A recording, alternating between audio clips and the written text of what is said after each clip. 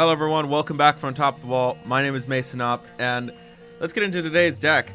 This one is an older brew that I played on the channel previously called Simic Lands, but I kind of updated the deck a little bit, and I've tweaked with it, and I've been playing a few test games with it and getting some practice in with it.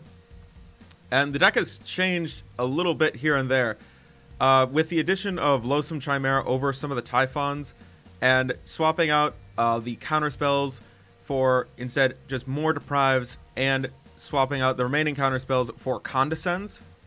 The deck has gotten a lot better because we do have access mana with our 26 lands and all of our ramp spells together. So we can actually more easily now not just counter our opponent's spells, but we also can abuse the abilities of Mystic Sanctuary. And for card advantage, we have Tragic Lesson instead of the Rune Expeditions. The 3 Tragic Lesson actually synergizes really well with the deck because we can not just use it for Mystic Sanctuary, we also can use it for Bojuka Bog or Sejiri's Steep. Sejiri's Step, yep, that's right. A win for Jerry is a win for everyone. I also had a little bit of extra room, so I included an Echoing Truth and a Vapor Snag as catch-up mechanics, because sometimes we do lack a board state early. We do have these ramp creatures here, both the Soccer Tribe Scout and the Llanowar Scout, which are ramp spells, but, you know, they don't really count as we're not the aggressor. When we're building up our board state, we're putting lands onto the battlefield. We're putting out ramp spells. We're putting out some of these creatures, which are not the most aggressive things in the world. So, you know, we could afford a catch-up mechanic or two. Now, for the mana base, the important part about any lands deck, we have a ton of fixing. We are 2-color, but we're also at the same time in desperate need of working with Mystic Sanctuary here. We really need green sources very, very early. We need a green source turn 1 and 2. Either one, we just need a green source. And that means these 2 forests are not going to be enough. However, with 8 fetch lands, making a virtual 10 forest in the deck, I think it's just enough. The Simic Growth Chambers, as the game goes longer, if we find additional crop rotations, it's not a bad idea to throw a crop rotation down and sacrifice one of our forests to go get Simic Growth Chamber. Simic Growth Chamber enters battlefield, returns one of these utility lands to our hand. We get some extra value out of the utility land. Now, we do have enough islands for Mystic Sanctuary, and these Evolving Wilds and Ash Barrens, once we find our 1 green source, we're fine. We don't really need another one unless we're immediately trying to just rush out a Typhon.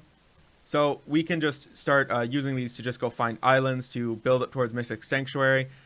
The crop rotations, if you haven't seen any kind of lands deck in Pauper or any of the formats, know that Sejiri's Step is an awesome way to protect your creatures, and Bojuka Bog is there to exile your opponent's yard. We can do it multiple times in the same game by returning it to our hand. Somebody had recommended putting more utility lands into the deck, which I was kind of on the fence about, and I'm still on the fence about. I'm wondering if it would be better if we put some of those utility lands in the side, because some of those utility lands are better in some matchups than they are in others, so that would warrant putting them in the sideboard. I'm not sure what to cut in exchange for them. And speaking of the sideboard, I think it is time that we talk about the sideboard and the things that we're afraid of. We have the 3 Hydroblast. You know, being in blue, just, you know, you can afford to play 3 Hydroblast.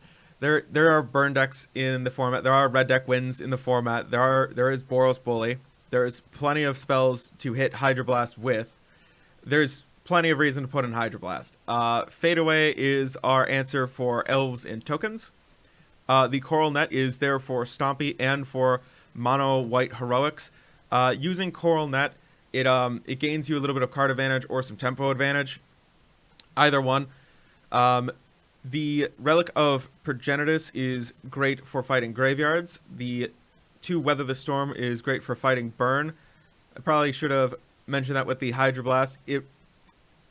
Siding in 3 Hydroblast and 2 Weather the Storm against burn seems pretty reasonable. And these 2 Weather the Storm and a Relic is what you would probably sideboard in against the Storm deck. And we don't really need too much additional graveyard hate, so I feel very comfortable with just like the 1 Relic of Progenitus in the side. I don't feel like we need to really put in too much graveyard hate at all. We have the crop rotation acting as additional copies of Bajuka Bog and ways to return it to our hand and put it back at instant speed, which I've done against Tron, which is why I'm testing and re-showing off the deck, because it's, you know, it's evolved a little bit. The Stormbound Geist is there against Delvers and Flying decks and some of the control matchups. The Reverent Silence is awesome against any kind of Boggles deck or any deck with any enchantments that we'd like to remove. And before we get into gameplay, I'd like to apologize for not having the most consistent upload schedule in the past couple of weeks. I've been missing some days here and there, partly due because I work full time, and there's sometimes when I'm recording like leagues, for me to render that and upload it, it takes sometimes like 5 hours of me not touching my computer for just the rendering, and then when it's done rendering, I'm not allowed to touch my computer while it's uploading or use the internet at all, because it's taking up all of the bandwidth, and if I use any, it slows it down. But that being said, let's get into today's gameplay. Alright, and we have our first match. It is our cover day, or something, I think. Yes, sure. Let's pretend like I got that right. And we don't need to see my graveyard yet. It's very nice for them to be preemptively ready to show me. We have Green Source. I will keep this. I'm thinking it might be worth keeping. I do have some stuff. I'd like to go Evolving Wilds, turn 1, turn 2 Island, Llanowar, Scout. Start using Simic Growth Chamber to do stuff. I've noticed that against some of the control decks, we do have some decent. We do have a decent game against them. This deck does actually, you know, step on Tron with its graveyard hate. Turns out crop rotation into Bajuka Bog at instant speed is not half bad, especially when you can do it multiple times. And we'll pass. No, we don't need to know about combat. Oh yeah, good luck. What? Basic land cycling? Well, I'm not going to reveal what I'm doing yet. Oh, it's a Schwamp. We're against blue-black control. Okay, so I'm just going to go ahead and get that forest.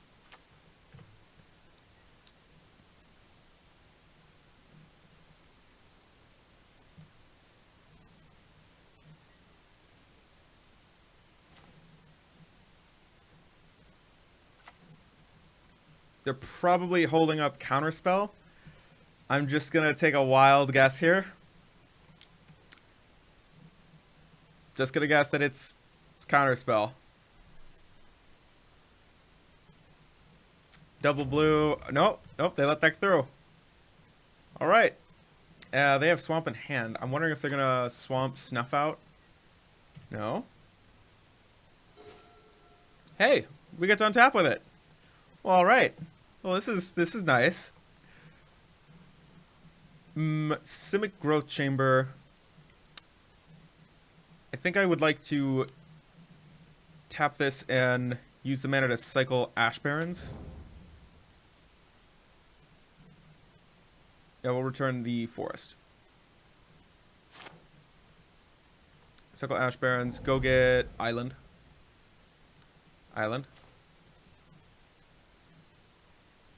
I would like to accelerate so that way, you know, I can get that Typhon out earlier. Alright, we'll just pass the turn like this. I don't want to, you know, ping them for 1 with my 1 power creature when I can just use its ability to, you know, hold up Surgeri's Steep, you know, fizzle the first removal spell. Oh, what's that? Tragic Lesson? What? No way! I can't believe they're playing that card. In this blue deck like everybody else. I wonder if they realize that we're also a Mystic Sanctuary deck.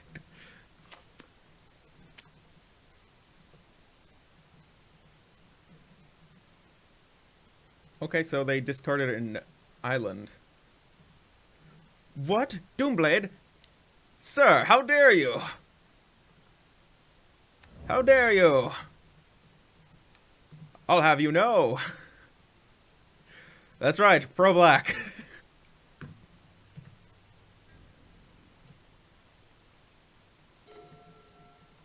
Oh yes, that's it. That's good. I think it would be really funny if I held up Tragic Lesson to return the Steep, replay the Steep at instant speed. That would be the nuts. There's other things that we can do with our mana, besides play Typhon. I would like to next turn go for Typhon with the ability to hold up the step. Yeah, I think I'd prefer that anyway. We'll play another island to build towards the Typhon, and then we'll pass the turn, I think, like this.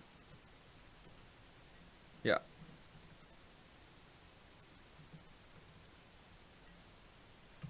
Seems fine. And we can't cycle the Ash Barrens. Would you like to Doomblade again? Oh, please, please Doomblade again. Okay, Thought Scour. Oh, this just makes, this makes crop rotation better.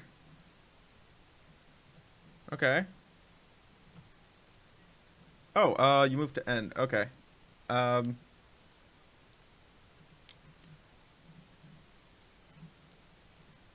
Nope, nope, that's the wrong one. I think I'm just gonna go ahead and cycle Ash Barrens here.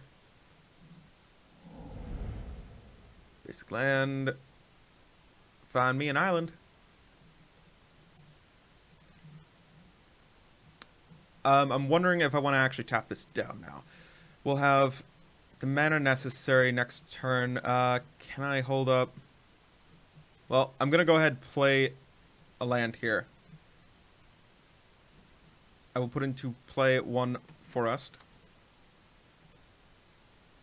I'm just hoping that they don't take this opportunity to Doomblade.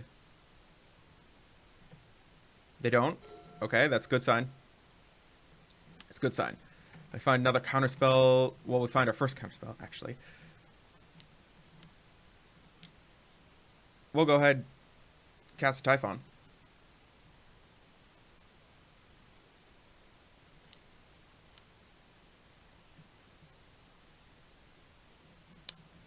You counter, and I think I would like to Condescend.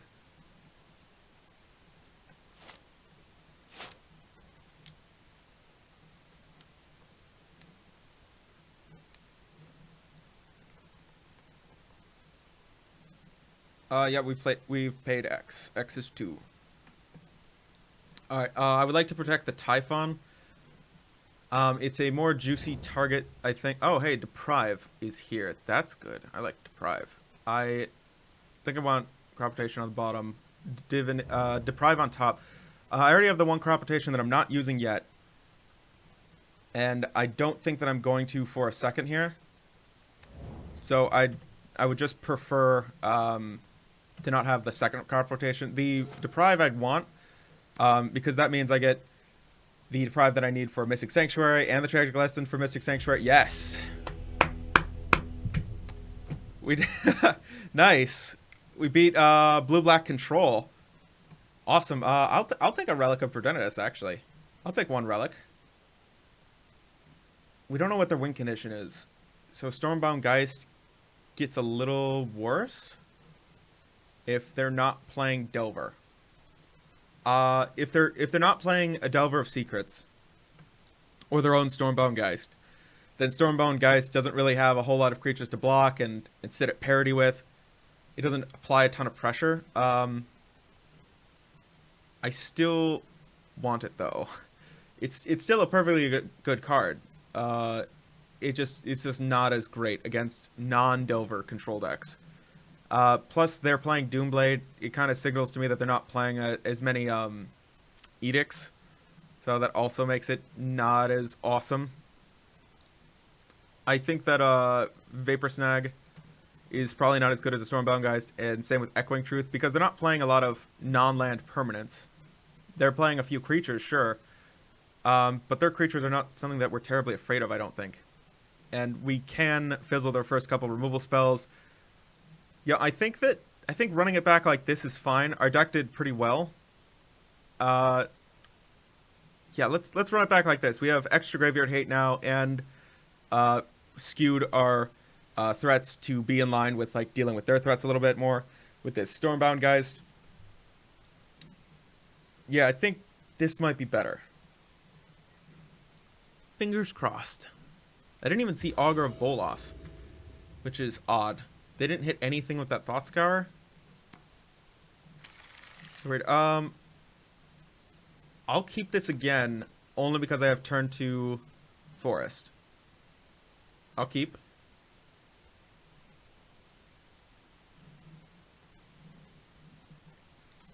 I'm going to ask them if they're blue-black Delver.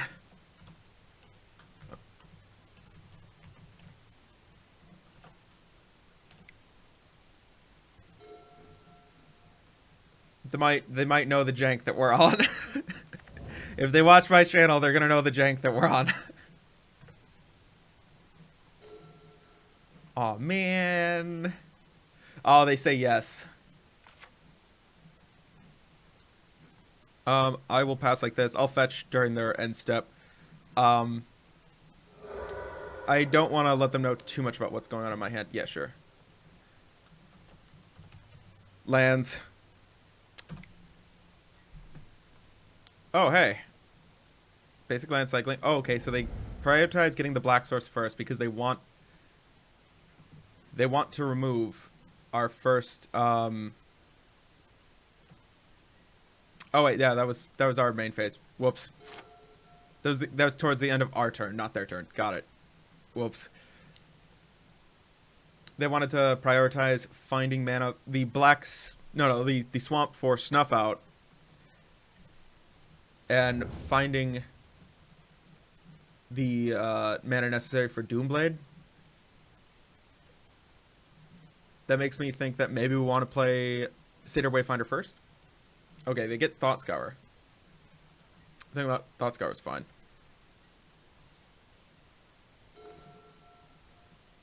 Forest. I'll run out the cards that I don't care if they care about dying first. Let's run out Satyr Wayfinder. It'll replace itself.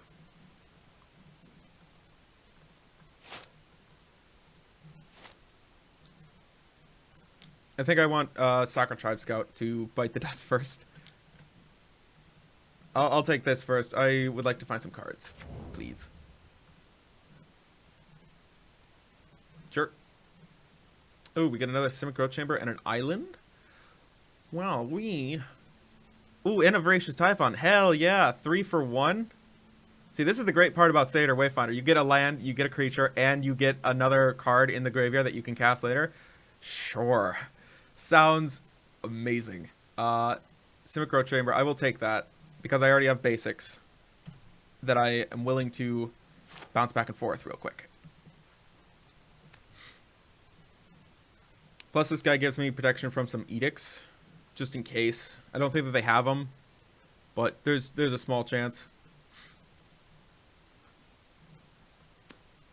Besides, I'm gonna prioritize playing Sacred Tribe Scout here. If I get an untapped source, I will switch to Chimera. The reasoning being, I don't care if Chimera bites the dust. It doesn't matter to me if this card dies. It just goes to the graveyard and I can use it again later. It is not at all a problem. Oh, Relic? Huh. Well, I didn't get the untapped source that I wanted. I got Sacred Tribe Scout. They could have Dead Weight or Disfigure. That's okay. We have a second one. I think it's more likely that they would actually have, what is it? What's that card's name? It's a card that does things. I forget its name. We'll just go ahead, exile card now.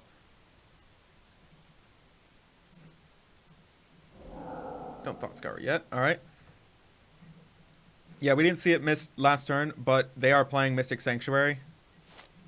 It's pretty clear that they are because they just chose to exile Terramorphic Expanse first before.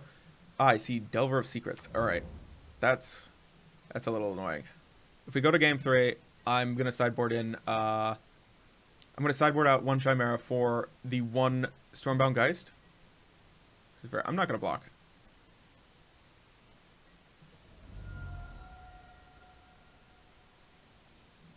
Doomblade or Snuff Out? Oh, Warp Agony. Yeah, sure. Oh, they give it -3, -3. Sure. Sure, sure.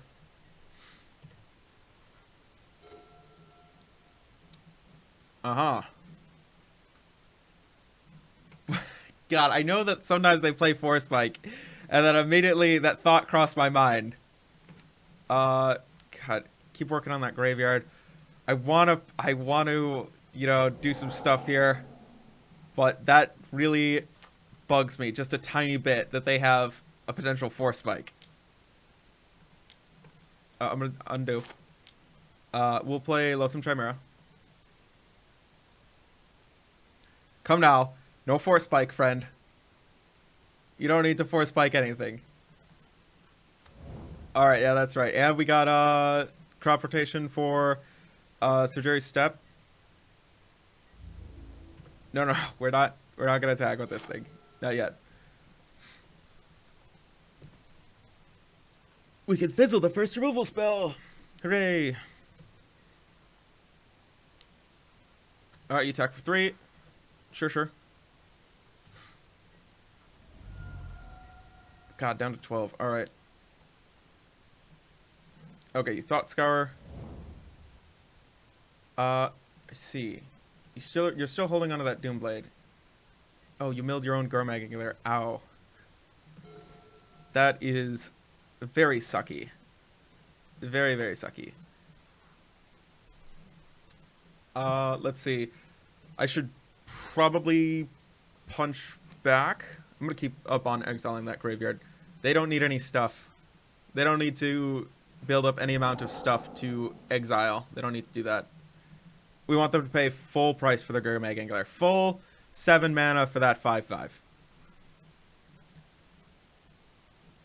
We'll go ahead and play Llanowar Scout because I would like that Accelerant.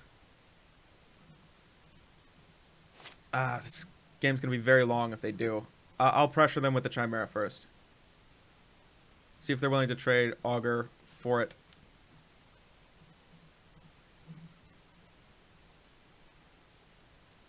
Alright.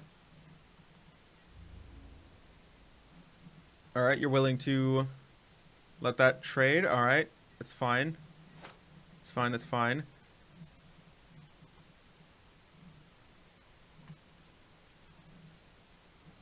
Let me just check my graveyard again. There's Typhon, which takes 4 cards, and Chimera that takes 3. I'm willing to run out Chimera here, hoping that it will eat the Doomblade or the Counterspell.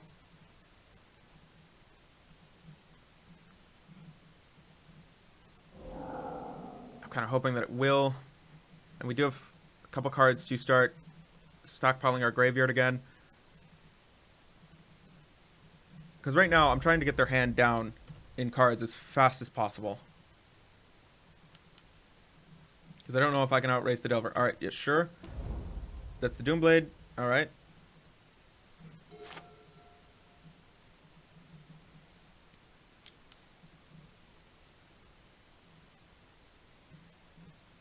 They pay 2. Gurmag Angler. Alright. There it is.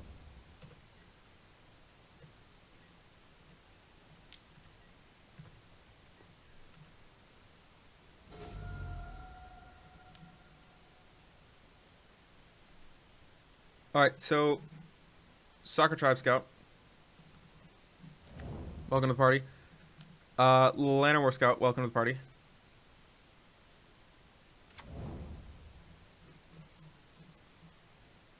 Playing Evolving Wilds.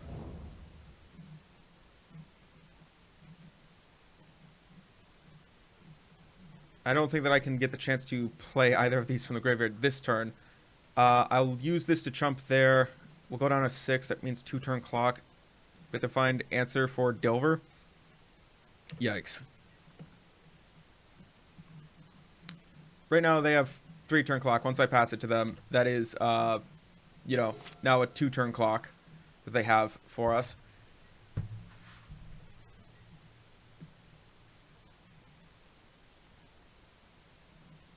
Yeah, I'll block here. It's 1 card in graveyard, another card in graveyard.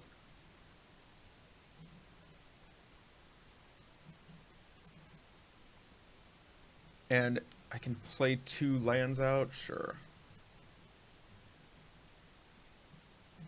Alright, yep. Block there. Okay.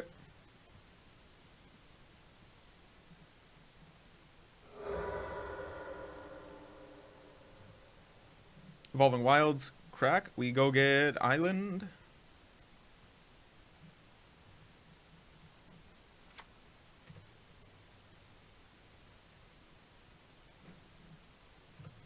Cool. We also have enough cards to cast Voracious Typhon, but we'd have to exile our Chimera. I don't know if I want that. Oh, it's this step. But hey, we have this in hand now. That's kind of cool. This is 6 mana. We can cast Typhon, hold back Gurmag. I don't think that quite does it. Oh boy, I don't think that does it. Because they still have this clock in the air for us. As soon as we pass turn, we basically just go down to 3. We don't have answers for the Delver. Ah, boy, do I miss deserts. All right, I'm gonna go ahead and just scoop it up. They kind of have it. If I play Chimera out, I still don't have an answer for Delver. I guess I'm just gonna have to hope that that Chimera's enough. Yeah, there we go. I did select Satyr Wayfinder. Hey, you take that card. I gave it to you. Take it. Drop rotation.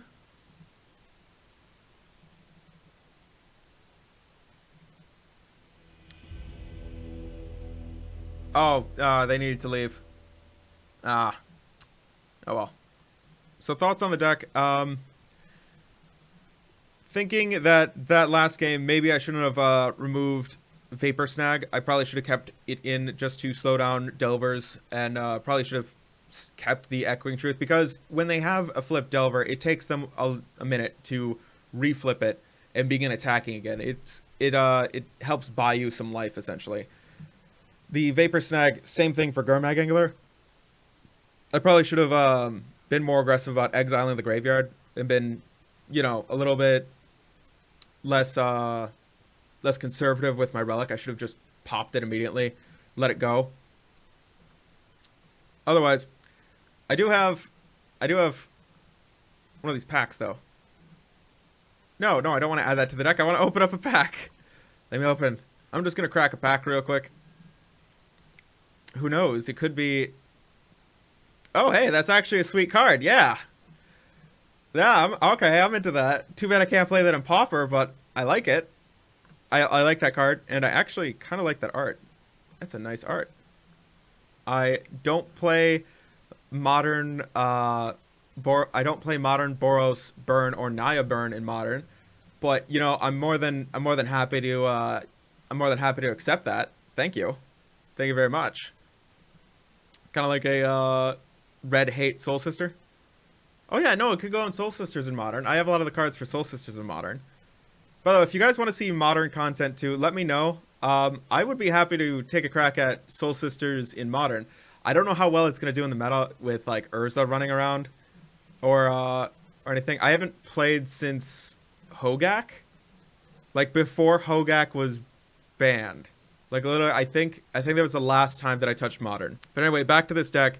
Before I get distracted again, I feel like the sideboard was fine in this. Like bringing in a couple of cards against control, the Relic and the 2 Stormbound guys, that seemed like it was pretty good. I could have chose to remove different cards instead, but I feel like those were pretty fine. My playing could have been a little bit better. The threats the threats felt fine. It's just that we didn't have a lot of interaction against what they were doing at the time. partly on my end. That was my bad. I think I played the game a little bit clunky, and I played a little bit slower. I was trying to hold back these scouts and protect them from Doomblades and whatnot, but I should have just ran them out. I should have just said, all right, screw it, throw them out.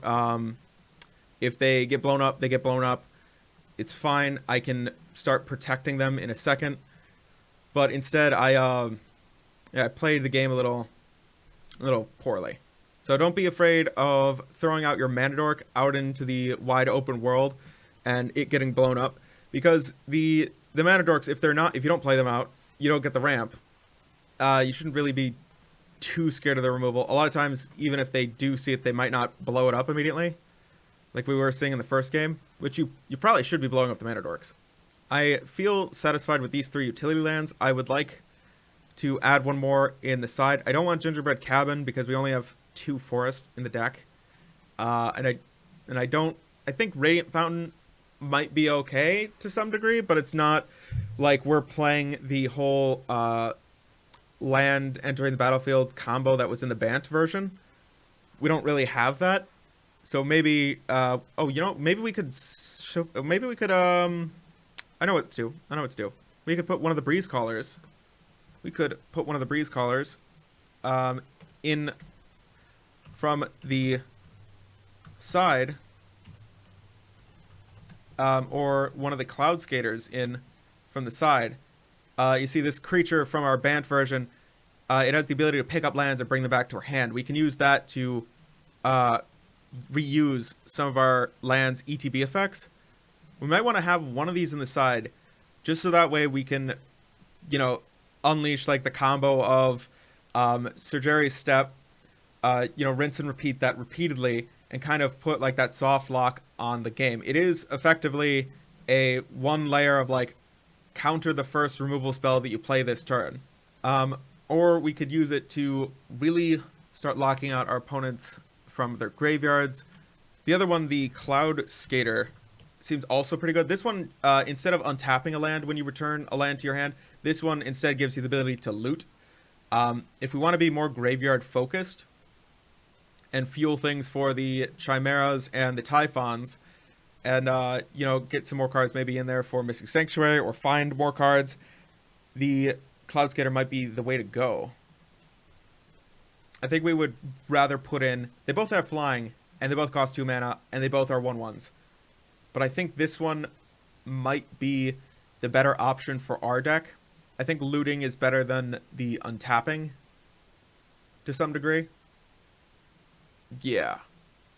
I think that might be better. It depends how mana hungry we are. And it doesn't feel like we're starving for mana all that much once we've gotten out any Mana Dork at all. Yeah, we'll have one of these stuck into the side. Potentially in the main. Actually, yeah. I think I'd rather have one in the main over a Tragic Lesson, because Tragic Lessons get worse the more of them that you find. I'd rather have, just the 2 Tragic Lessons and the 1 Cloud Skater.